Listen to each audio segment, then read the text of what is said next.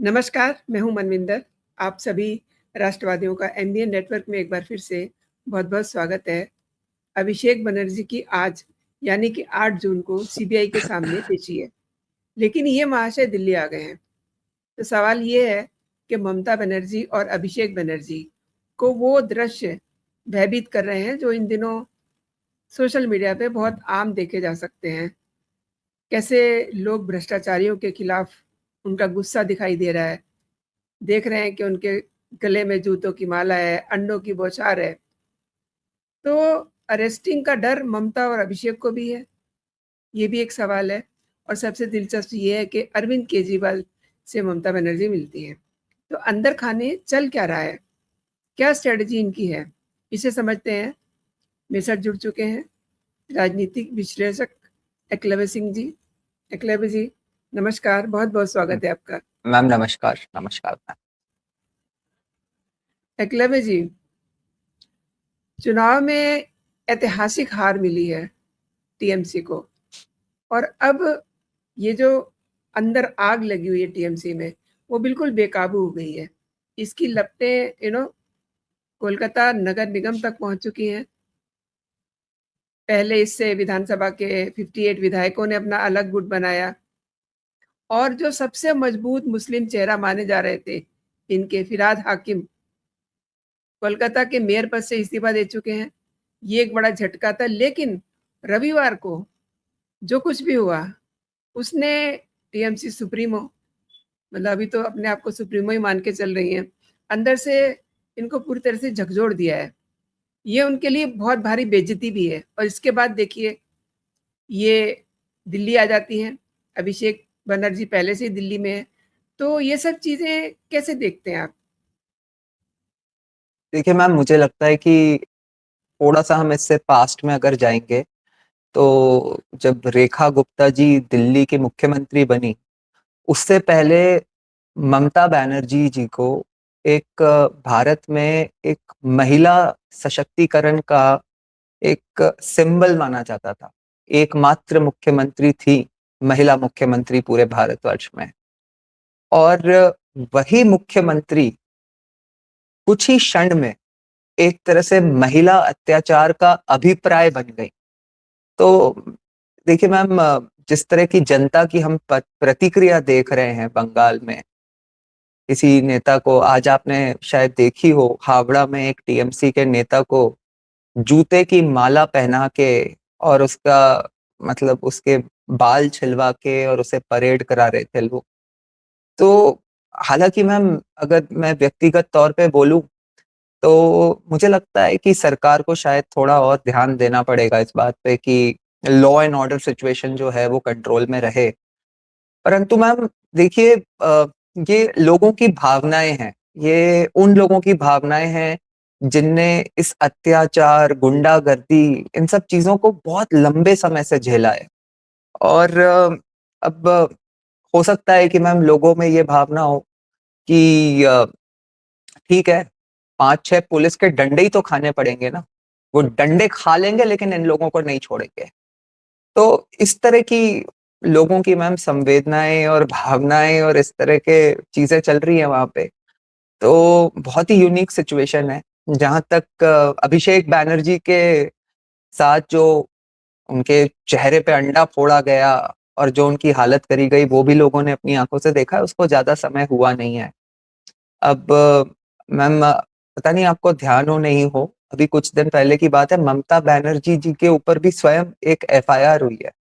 और उसका कारण ये है मैम कि कुछ समय पहले उन्होंने एक बड़ा सीरियस इशू करी थी। उन्होंने एक जी, जी। पब्लिक बहुत रैली में उन्होंने एक सीरियस पब्लिक पर्पस रैली में हाँ, मैम उन्होंने पब्लिक रैली में जब वो जनता को, कुछ अपने सपोर्टर्स को संबोधित कर रही थी, तो वो ऐसा कह रही थी कि ये जो क्रॉस बॉर्डर इन्फिल्ट्रेशन जो चलता है, जिसमें घुसपैठिए लगातार बंगाल में इन्फिल्ट्रेट कर रहे हैं, तो एक बार अमित शाह जी ने उन्हें फोन करके इसके बारे में कुछ इन्फॉर्मेशन दी थी कि भाई आप लोकल पुलिस को थोड़ा सा इसमें सतर्क रहने के लिए कहिए। और ये बात अपने तक ही रहिएगा, ये कोई राजनीतिक मुद्दा नहीं है, सुरक्षा का मुद्दा है। और इसी चीज को मैम वो जनता को संबोधित करते हुए या अपने सपोर्टर्स को संबोधित करते हुए एक पब्लिक रैली में कह रही थी। तो अपनी राजनीति के लिए वो देश की सुरक्षा को भी किस तरह से कॉम्प्रोमाइज कर सकती हैं, वो अब देश के सामने है। जैसा कि आपको पता ही है, आज जी ये जो अभिषेक बैनर्जी हैं, इनको भी सीबीआई के सामने पेश होना है। जी तो अब मैम ऐसा है कि एक बात हम लगातार चर्चा करते रहे कि जो शुभेंदु अधिकारी हैं वो इसी सिस्टम से निकल के आए हैं मैम। इनको इनकी मतलब ऐसा नहीं है कि उनको कोई छानबीन करनी पड़ रही होगी। इनको इनके सारे कार्य काले कारनामों के काले चिट्ठे ऑलरेडी शुभेंदु अधिकारी जी के पास हैं, जो वो सरकार को समय समय पे थमाते भी रहे होंगे और आज भी उनको दे रहे होंगे। तो एक तो ये कानून के शिकंजे से मैम मुझे नहीं लगता कि अब ये दोनों बच सकते हैं, और यही कारण है कि ये दिल्ली में आके अरविंद केजरीवाल जी से मिले हैं। एक जो इंडी गठबंधन के सो कॉल्ड एक मुख्यमंत्री रहते, जो कुछ समय पहले जेल में गए, जी तो शायद उनसे सलाह ले रहे होंगे कि भाई जेल में जाके कैसे मैनेज करना है, क्या नहीं करना है। और देखिए मैम, आप देखिए कि एक और बात है, ममता जी शायद ये नहीं समझ पाई, वो तुष्टीकरण की राजनीति में वो सनातन विरोध का अभिप्राय तो बन ही गई, लेकिन वो सनातन के संस्कार भी समझ भूल गई। वो ये भूल गई कि इस जन्म के पाप इसी जन्म में भोगने पड़ते हैं। वो जी शायद ये समझ ही नहीं पाई कि अब उनका जो घमंड है मैम, आपने देखा होगा कुछ समय पहले वो अपने आप को कितना लार्जर देन लाइफ समझती थी, कि जब ये इंडिया ब्लॉक की मीटिंग्स भी होती थी, जब भी राहुल गांधी के नेतृत्व की बात करी जाती थी, तो वो हमेशा ऐसे प्रोजेक्ट करती रही जैसे कि वो राहुल गांधी से बड़ी लीडर है या कांग्रेस से बड़ी पार्टी है एक तरह से, जो कि बिल्कुल भी सही नहीं है।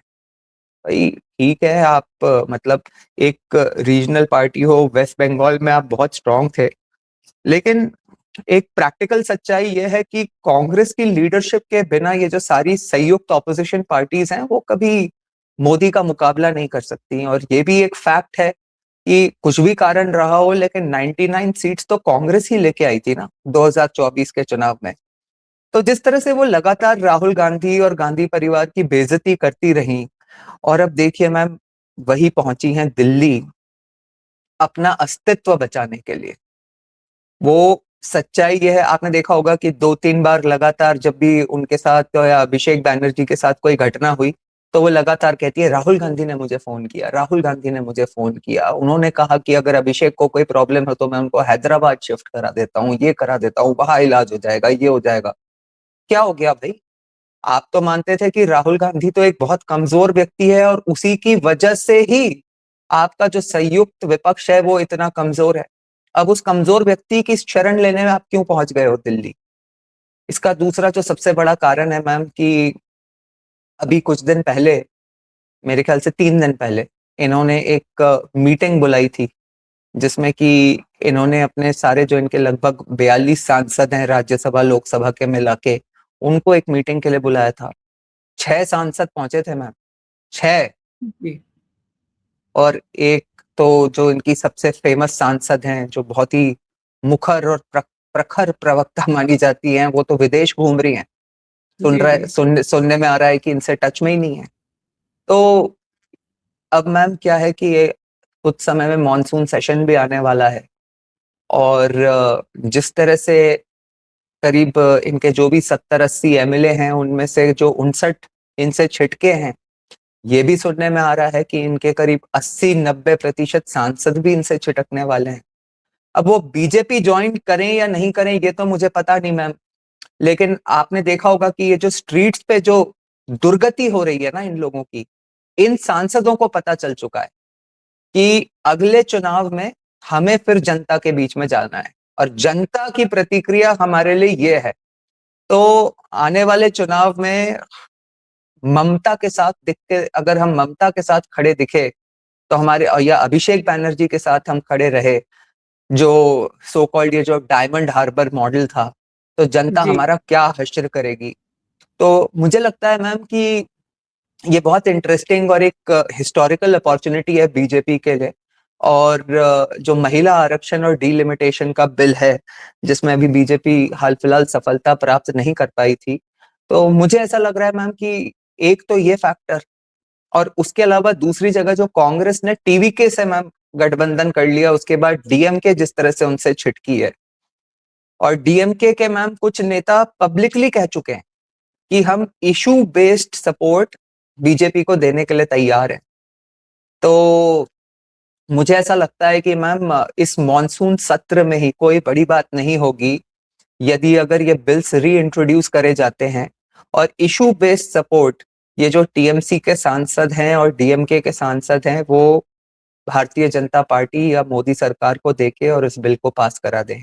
तो इन सब, ये एकमात्र चीज बची है मैम ममता जी के पास, जिसको लेके मेरे ख्याल से वो राहुल गांधी के पास पहुंची होंगी नेगोशिएशंस के लिए। और अरविंद केजरीवाल से तो वो मिल ही चुकी हैं, क्योंकि अरविंद केजरीवाल से जो मिलने का मैम फैक्टर है वो क्यों ज्यादा भी हाईलाइटेड है, क्योंकि अरविंद केजरीवाल के लगभग जो हालात हुए थे, जिस तरह से वो जेल में रहे, और जी। अभी भी मैम जो कानूनी सूली है वो अभी उनके गले पे लटकी हुई है। जो उनके फेवर में जो ऑर्डर हुआ था जिसमें उनको क्लीन चिट दे दी गई थी, वो एक तरह से स्टे कर दिया गया है, वापस नोटिस जारी हो गए हैं। तो एक यही है मैम कि किसी ना किसी तरह से जो एक माहौल बनाने वाली बात होती है, एक परसेप्शन बनाने वाली बात होती है कि भाई हमारे जैसे लीडर्स को अगर यदि अरेस्ट कर लिया गया तो इस देश में लोकतंत्र की धज्जियां उड़ गई हैं, या मतलब लोकतंत्र नहीं बचा है। वही सब उसी तरह की स्ट्रैटेजीज डिस्कस करने के लिए पहुंची हैं। और मेरा स्पष्ट मानना है मैम कि अब ममता बनर्जी और अभिषेक बनर्जी दोनों के ही राजनीतिक करियर तो लगभग समाप्त ही है। मुझे लगता है कि इनकी जेल जाने की भी जो दिनांक है वो अब काफी करीब है। आपने बहुत बड़ी बात की है। जेल जाने की बात, जो इनकी घड़ी है, बहुत नज़दीक है। तो आपको नहीं लगता कि अगर ये बंगाल में रहते, कोलकाता में रहते, तो इनके साथ वही होता जो इनका डायमंड हार्बर मॉडल जो है, इनके लोगों के साथ अब चल रहा है। जूते, चप्पल, अंडे, सब कुछ, सारे ट्रीटमेंट दिए जा रहे हैं। तो ये उससे बच कर के ये दिल्ली आके डेरा डाल के बैठ गए हैं। मैम होता नहीं, होना चालू हो चुका था। अभिषेक बैनर्जी के लिए तो हो ही गया था। अभी मैम जब ये अभिषेक बैनर्जी के साथ जब ये घटना हुई थी, उसके बाद एक दिन वो उसी गली में ममता जी का भी घर है और कुछ ही दूर पे अभिषेक बैनर्जी का घर है। तो ममता जी ने तय किया कि वो उनके घर तक पैदल यात्रा करके जाएंगी और एक सपोर्ट इकट्ठा करेंगी। मैम 8 जने आए थे उनके साथ, 8 जने। बिल्कुल। तो मैम ये तो उस समय बच गई। उनका मतलब एक तरह से भाग्य सही रहा होगा उस समय। और अभी भी कहीं ना कहीं मैम ये क्या है कि हमारी जनता थोड़ी ऐसी है कि वो महिलाओं के प्रति कम से कम जो है एक चाहे कितना भी जुल्म करा हो, एक वॉयलेंस करने में मतलब हमारे संस्कार, इनेट संस्कार ऐसे हैं कि महिलाओं के प्रति ऐसा नहीं करते। लेकिन ये पक्की बात है मैम कि अब इनको जनता दोबारा कभी मौका नहीं देगी। और अगर इन्होंने अपना घमंड कम नहीं किया तो मैम मैं समझता हूँ कि कोई बड़ी बात नहीं है कि ममता जी के साथ भी कुछ ऐसा ही हो जाए। मैम आपको ना एक कॉन्टेक्स्ट देने के लिए, मतलब एक आरजी कार वाली घटना तो मैम सबको ही पता है, संदेश खाली वाली घटना भी सबको पता है। मैम किस तरह का वॉयलेंस हो रहा था यहाँ पे। देखिए मैम एक हुसैन ब्रदर्स का बड़ा फेमस केस है यहाँ पे। और उसमें क्या था मैम कि ये जो दो भाई थे, इन लोगों को मैम इस तरह से इनके साथ था, और ये दोनों कांग्रेस के कार्यकर्ता थे मैम। एक्चुअली ऐसा भी नहीं कि बीजेपी के कार्यकर्ता थे, कांग्रेस के कार्यकर्ता थे। और उस समय मैम जिस लेवल की इन लोगों की गुंडागर्दी चल रही थी, उन्होंने ऐसा किया था मैम कि क्योंकि ये इनके विरोध में थे, इनके विरोध में काम कर रहे थे, इन दोनों भाइयों को पहले मारा। तो मैम आप सोचिए कि किस तरह की हैवानियत यहाँ पे चल रही थी। तो ये जो लोग वहां पे इन लोगों के साथ कर रहे हैं मैम, ये तो कुछ भी नहीं है। और ये कोई वॉयलेंस नहीं है मैम। वॉयलेंस तो ये होता कि अगर इनके ऊपर गोली चला रहे होते या पत्थर मार रहे होते जिससे कोई बहुत सीरियस चोट आ जाती। ये सिर्फ मतलब जो उन्होंने सहा है उसका बदला ले रहे हैं कि बेइज्जती करके। अंडे से कोई मर थोड़ी जाता है अंडा फेंकने से, या जूते चप्पल खाने से, या नारे लगाने से कोई मरता थोड़ी है। तो वहां की जनता मैम वॉयलेंस नहीं कर रही। वो तो मैं समझता हूँ मैम कि मोदी जी में वो एक मास अपील है कि जब उन्होंने कहा है कि हमें बदला नहीं बदलाव की राजनीति करनी है, तो मैं समझता हूँ कि लोग इस चीज को समझ रहे हैं। लेकिन फिर भी मैम हमें उन लोगों की जगह अपने आप को कभी मैं हमेशा मानता हूँ जब किसी दूसरे की सिचुएशन को आंकना हो तो अपने आप को उसकी जगह रख के सोचना चाहिए। क्योंकि आप सोचिए कि यदि हमारे परिवार में किसी के साथ ऐसा हुआ होता तो कब तक अपना वो गुस्सा अंदर दबा के रखते, कब तक उसे नहीं दिखाते। तो अब जिन्होंने 15 साल से ऐसी चीजों को झेला है, यदि अगर उन्हें मौका मिला है तो वो दिखाएंगे तो अवश्य ही।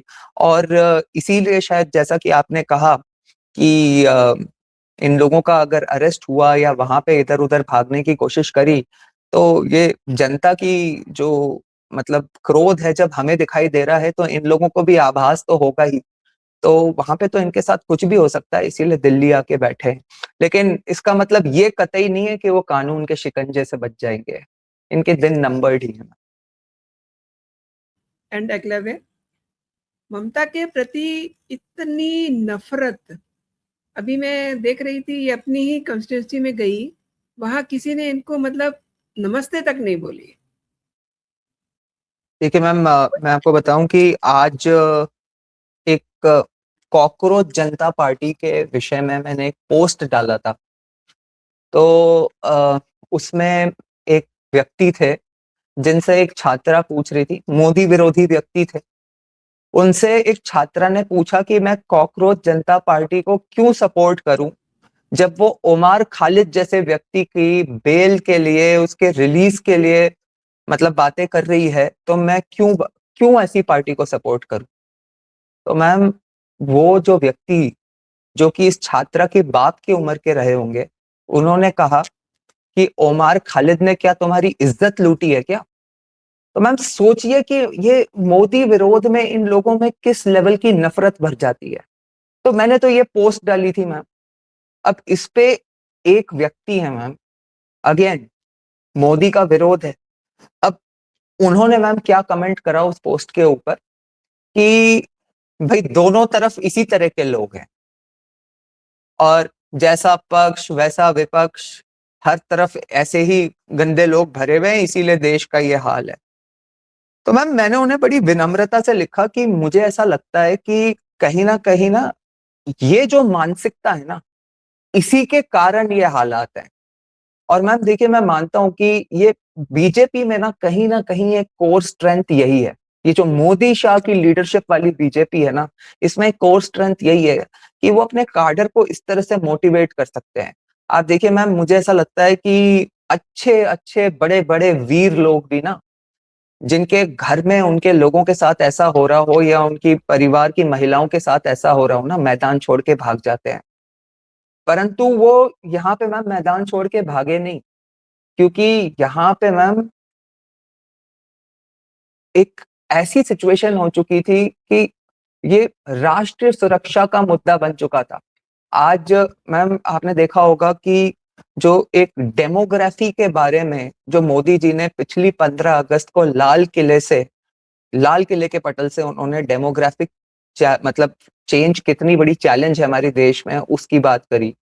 अब अमित शाह जिस तरह से लगातार आज मैम राजस्थान में भी एक बड़ी कार्रवाई हुई है बॉर्डर्स पे, और कई स्टेट्स में हो रही है। जो उन्होंने, आपने सुना होगा कि कुछ दिन पहले भाषण में कहा कि मैंने निर्देशित किया है राज्य सरकारों को जो सीमावर्ती प्रदेश हैं कि वहां पे जो इलीगल कंस्ट्रक्शन है उनको डेमोलिश करो।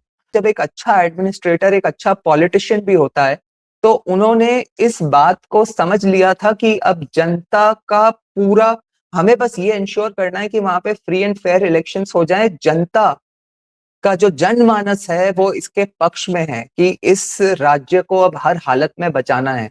तो मैं मानता हूं मैम कि अब ये मतलब आई थिंक हमारे देश का सौभाग्य है कि हमें इस तरह का गृह मंत्री मिला है जो इस तरह से 24 घंटे मिशन मोड में रहते हैं। और ममता जी जैसे लोगों की मैम अब ये दुर्गति तो तय थी मैम। आप देखिए मैम, अल्टीमेटली सब कुछ घुमा फिरा के ये जो संयुक्त विपक्ष के जितने भी कैरेक्टर्स हैं, अगर आप इनको देखोगे कि तो इनकी कहीं ना कहीं स्टोरी यही आ जाती है कि मोदी के विरोध में देश विरोध तक गिर चुके हैं ये लोग। चाहे आप उद्धव ठाकरे, एक ऐसी बाला साहब ठाकरे की लेगेसी को लेके आए थे, और फिर मैम आपको ध्यान ही होगा जब वो संतों का वहां पे खुलेआम मतलब लिंचिंग करवा दी गई महाराष्ट्र में, तो उनका असली चेहरा सामने आया। कंगना क्योंकि अपोज कर रही थी, एक अपोजिंग पार्टी की थी, तो बुलडोजर चलवा दिया उसके घर पे। और इसी तरह से मैम आप अन्य विपक्षी पार्टियों को भी देखोगे तो ये जो मतलब इनका देश विरोधी कैरेक्टर हो गया है ना मैम, ये जनता पहचान चुकी है मैम, और इसीलिए लगातार इनको रिजेक्ट कर रही है। आप ठीक है, यहां तक भी ठीक है कि आपको अपना वोट बैंक साधने के लिए कुछ मुसलमानों के पक्ष में कोई चीजें कहनी है, भाई आप कहते रहो। लेकिन आप इसी बंगाल में देख लीजिए मैम, बाबरी मस्जिद वापस से इरेक्ट करने की बात होने लगी। ये कौन सी जनता बर्दाश्त करेगी मैम?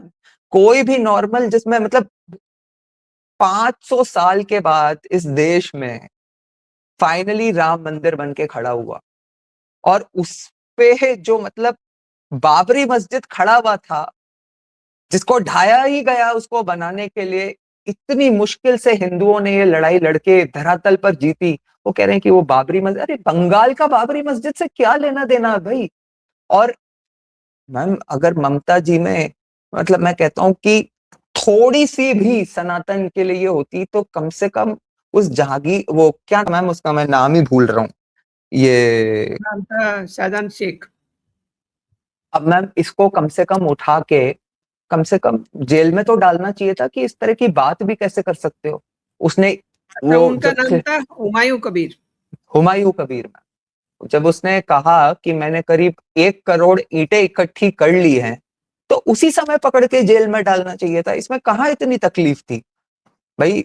और मैम इनको शायद ऐसा लगा मैम कि भाई 30% पॉपुलेशन तो मुस्लिम है ही, वो तो मेरे साथ है ही, और क्या 20-25% हिंदू मेरे साथ आ जाएंगे, 20-25% भी हिंदू आ जाएंगे, उसके अलावा बाकी मैं आज तक जिस तरह से चीटिंग करके मैनेज करती आई हूं वो कर लूंगी। तो मुझे ऐसा लगता है मैम कि अंत तक भी इनको ये अंदाजा ही नहीं था कि इनकी इतनी बुरी हार होने वाली है। इनको मुझे ऐसा लगता है, क्योंकि जिस तरह के आपने देखे होंगे मैम कि इनके प्रवक्ता जिस तरह से टीवी पे बैठकर बोलते रहते थे, और मैम बहुत ज्यादा अनफॉर्चुनेट है कि हमारे मतलब ये तो एक इस तरह से कहा जा सकता है कि जैसे कि हमारे देश के अंदर बैठ के ये कोई एक अलग ही देश चला रही थी। अकलवी जी, अब जो चीजें सामने आ रही हैं उससे तो ये लग रहा है कि वहां हो क्या रहा था, किसी को पता ही नहीं था। इतने जो ये गुस्सा हम देख रहे हैं, आप देख रहे हैं, उसकी वजह तो यही है। दूसरी बात, अब ये विपक्ष से क्या चाहते हैं? इतने सारे कुकर्म किए हैं, उसके बाद आपको लगता है कि वो विपक्ष, मतलब जो विपक्ष है ही नहीं, उनकी कोई अहमियत ही नहीं है, इनको जेल जाने से बचा सकेंगे? क्योंकि ये आए तो इसीलिए हैं। देखिए मैम, विपक्ष का तो बड़ा सिंपल मामला है। जहां तक मैं समझता हूं कि ये जो पूरा विपक्ष है वो भी बंगाल की जनभावना को समझ चुका है। और वो जनभावना तो जो भी उनको ग्रास रूट से रिपोर्ट आई होगी, आपको ध्यान होगा कि राहुल गांधी ने भी वहां पे जाके किस तरह का स्टेटमेंट दिया था। उन्हीं ने कहा था ना कि अगर ममता बनर्जी ने अराजकता नहीं फैलाई होती तो बीजेपी के लिए यहाँ पे द्वार नहीं खुलते। तो करप्शन, भ्रष्टाचार तो एक अलग चीज है। साफ शब्दों में कहा ना कि ममता बनर्जी ने अगर अराजकता नहीं फैलाई होती, तो कांग्रेस को तो मैम अपना एक, देखिए मैम बड़ा सिंपल है, मुझे ऐसा लगता है कि कांग्रेस को तो अब अपने आप को वहां स्टैब्लिश करना है। तो कांग्रेस तो एटलीस्ट लोकली बंगाल में तो कोई सवाल ही नहीं का इनका साथ दे दे, पहले भी नहीं दे रही थी। और हाँ, सेंटर में मैं मान सकता हूं मैम कि मोदी के विरोध के लिए ये ममता जी को बचाएंगे तो नहीं, लेकिन यदि वो जेल चली गई जो कि ये चाहेंगे, तो जेल जाने के बाद कहेंगे कि भैया लोकतंत्र खत्म हो गया इस देश में, इससे ज्यादा कुछ नहीं होने वाला मैम, इनको कोई हेल्प नहीं करने वाला। और मैम ये एक फितरत होती है इनके इंटरनल कंपटीशन की, ये जो मतलब होते हैं ना इस तरह के लोग, इनकी एक फितरत होती है, कभी एक दूसरे का भला नहीं चाहते, इसीलिए तो ये आज तक संयुक्त नहीं हो पाए ना मैम। आप देख लीजिए मैम, आप कभी अखिलेश और राहुल एक साइकिल पे हो जाते हैं, कभी अखिलेश यादव का ऐसा स्टेटमेंट आ जाता है कि कांग्रेस भी बहुत चालू पार्टी है, इनको वोट मत देना। तो ये तो मैम ये कभी, और ये जनता बहुत अच्छे से जानती है मैम। वो एक बड़ा फेमस डायलॉग था मैम, किसी एक बहुत महान संत ने कहा था, मुझे शायद मुझे ऐसा याद आ रहा है कि आचार्य चाणक्य जी ने कहा था कि यदि अगर सारे जो भ्रष्टाचारी हैं वो एक साथ हो जाएं तो समझ लो कि राजा ईमानदार है। तो यही कहानी है मैम, और इसको मुझे लगता है कि जनता बहुत अच्छे से समझती है। आपने बहुत ही खूबसूरती से इस बात को समेटा है एकलव्य जी। आपने मेरे लिए समय निकाला और मेरे दर्शकों को तमाम विषयों पे आपने महत्वपूर्ण जानकारी दी है। बहुत बहुत धन्यवाद आपका जुड़ने के लिए। जय हिंद, जय भारत। जय श्री राम। जय श्री राम।